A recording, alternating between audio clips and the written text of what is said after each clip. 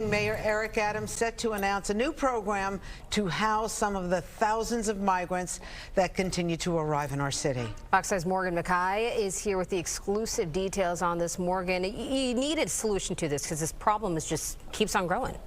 You're exactly right, Roseanne and Bianca. Nearly 1,000 migrants will be housed at places of worship starting next month. Over 72,000 migrants have arrived in the city since last year, and finding places for them to stay has been a struggle. The city says this is a first-of-its-kind program. We have the mission, we have the motivation, and we have the facilities to help. Starting in July, around 50 houses of worship in New York City will be opening up their facilities for migrants to stay overnight. Each location will shelter 19 single adult men. The city says by August, they expect nearly 1,000 migrants to be housed in these places of worship. Archbishop Eugene Blunt of the Elam International Fellowship in Brooklyn, speaking with Fox 5 News exclusively, says they are looking forward to being a part of this program. The ministry building was originally a convent, so we have space where we can house people.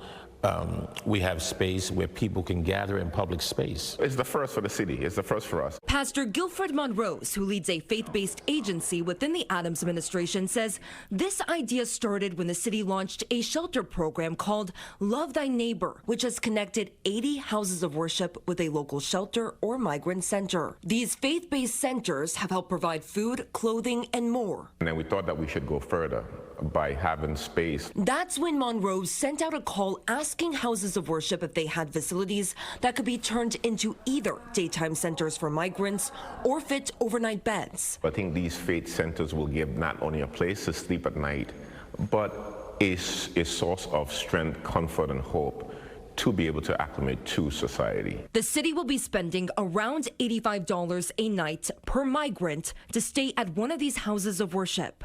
The city will also be helping with additional costs, such as laundry services and security officers. The city wouldn't say how much they are paying to provide these security officers to houses of worship. We asked if security has been a concern. Just a sense of security for those migrants as well, and for community to understand that we take the support seriously. Right now, the city is spending around $380 a day on each migrant, which has costed the city so far $1.2 billion to house and care for migrants. This cost is expected to balloon to $2.9 billion by next year. Monrose says he believes this program will be more cost-effective. I don't want to use the word cheaper, but it's much cost effective, and it gives the city a better opportunity to help migrants have a sense of hope. The New York Disaster Interfaith Services Organization will be coordinating this program. The city says each contract is different, so there is no clear timeline for how long these houses of worship will be used to house migrants. Monrose says these centers are meant to be transition spaces. It is not a place where we're going to warehouse individuals. It's a place where we're going to give people an opportunity for hope to be able to go on with their life. Some people may not want to stay in New York City. And as far as the houses of worship go, we're ready to get started.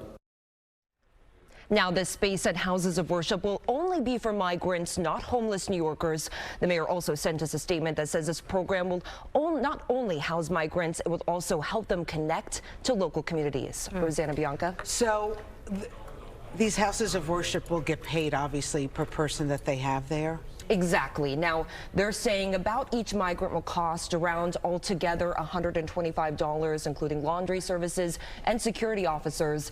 What the exact breakdown, if that's going to cost more in the future, is unclear at this time. It's just a little bit sad that they are excluding homeless New Yorkers who live here, who have lived here, who, buy stuff, pay taxes, and they're excluded from this.